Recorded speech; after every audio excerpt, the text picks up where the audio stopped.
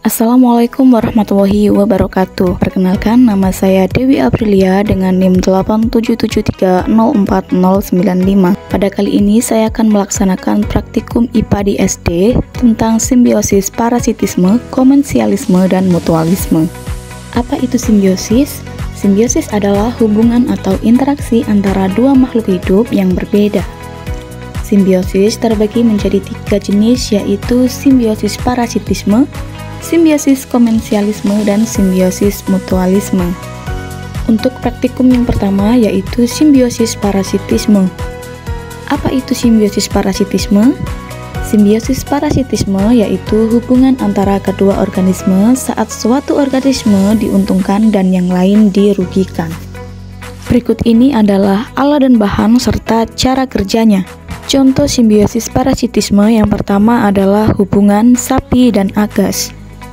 Karena agas mendapatkan keuntungan dengan menghisap darah sapi, sementara sapi dirugikan karena kehilangan darah dan merasa gatal atau terganggu.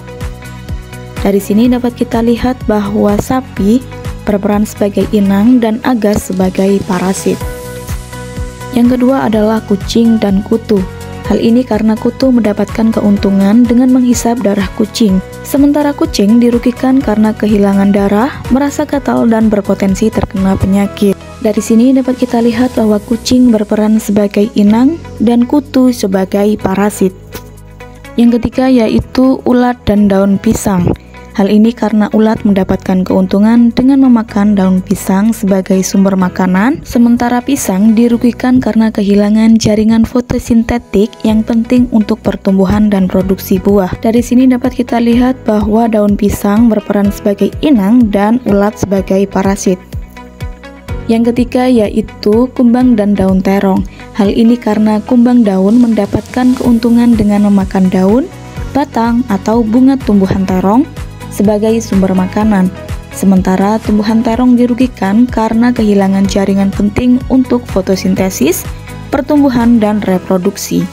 Dari sini dapat kita lihat bahwa daun terong berperan sebagai inang dan kumbang sebagai parasit. Yang kelima yaitu keong sawah dan padi. Hal ini karena keong sawah berperan sebagai parasit karena mendapatkan keuntungan dengan memakan bibit dan batang padi muda sebagai sumber makanannya. Sementara tanaman padi dirugikan karena mengalami kerusakan pertumbuhan sehingga terhambat dan bahkan bisa mati akibat serangan keong sawah. Praktikum yang kedua yaitu simbiosis komensialisme. Apa itu simbiosis komensialisme?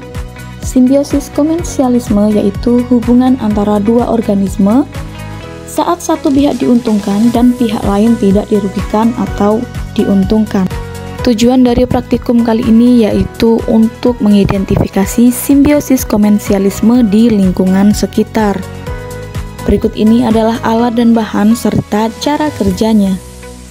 Contoh simbiosis komensialisme yang pertama adalah burung dan sarang burung di pohon pisang. Hal ini karena burung mendapatkan keuntungan untuk membangun sarangnya.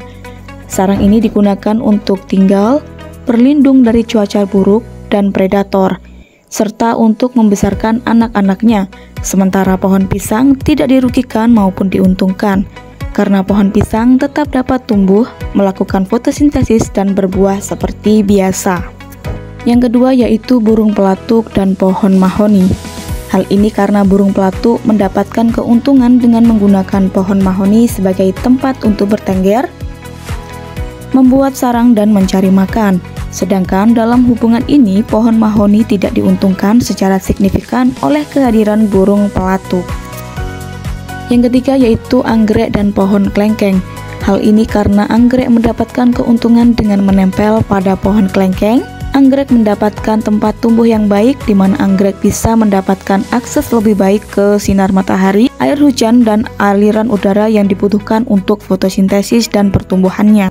Sementara pohon kelengkeng tidak dirugikan maupun diuntungkan karena keberadaan anggrek menempel pada pohon kelengkeng dan tidak mengambil nutrisi langsung dari pohon tersebut. Yang keempat yaitu laba-laba dan pohon belimbing. Hal ini karena laba-laba mendapatkan keuntungan dengan menggunakan cabang, atau ranting pohon belimbing sebagai tempat membangun jaringnya. Sedangkan pohon belimbing tidak dirugikan maupun diuntungkan. Yang kelima yaitu tanaman tanduk rusa dengan pohon mangga. Hal ini karena tanaman tanduk rusa mendapatkan keuntungan dengan tumbuh menempel pada pohon mangga, sehingga mendapatkan akses yang lebih baik ke sinar matahari dan aliran udara yang penting untuk fotosintesis dan pertumbuhannya. Sedangkan pohon mangga tidak dirugikan maupun diuntungkan. Praktikum yang ketiga yaitu simbiosis mutualisme. Apa itu simbiosis mutualisme? Simbiosis mutualisme yaitu hubungan antara dua organisme yang berbeda, tetapi saling menguntungkan antara satu sama lain. Berikut ini adalah alat dan bahan serta cara kerjanya. Contoh simbiosis mutualisme yang pertama yaitu lebah dan bunga pada tanaman labu siam. Hal ini karena lebah mendapatkan keuntungan yaitu nektar yang merupakan sumber energi utama lebah, serta mengumpulkan serbuk sari sebagai sumber protein dan nutrisi penting lainnya untuk perkembangan larva mereka. Sedangkan bunga mendapatkan keuntungan yaitu terjadinya proses penyerbukan yang membantu bunga menghasilkan biji dan bereproduksi. Yang kedua yaitu kupu-kupu dan bunga pecut kuda. Hal ini karena kupu-kupu menghisap nektar dari bunga, sedangkan bunga mendapatkan keuntungan terjadinya proses penyerbukan yang membantu bunga menghasilkan biji dan bereproduksi. Yang ketiga yaitu cacing dan tanah. Hal ini karena cacing mendapatkan keuntungan berupa makanan dari bahan organik yang terdapat dalam tanah dan tempat tinggal di dalam tanah. Sementara tumbuhan mendapatkan banyak nutrisi seperti nitrogen, fosfor, dan kalium serta tanah yang gembur. Yang keempat adalah serangga dan semut di pohon cabai. Hal ini karena serangga yang ada di pohon cabai yaitu kutu daun menghisap cairan manis dari tanaman cabai yang disebut dengan embun madu. Semut sangat menyukai embun madu. Sebagai imbalannya, semut akan melindungi kutu daun dari predator. Yang kelima yaitu manusia dan tumbuhan. Hal ini karena manusia dapat keuntungan menggunakan tumbuhan sebagai bahan pangan dan obat-obatan. Sementara tumbuhan memperoleh karbon dioksida untuk proses fotosintesis. Terima kasih dan kurang lebihnya mohon maaf yang sebesar-besarnya. Saya akhiri, wassalamualaikum warahmatullahi wabarakatuh.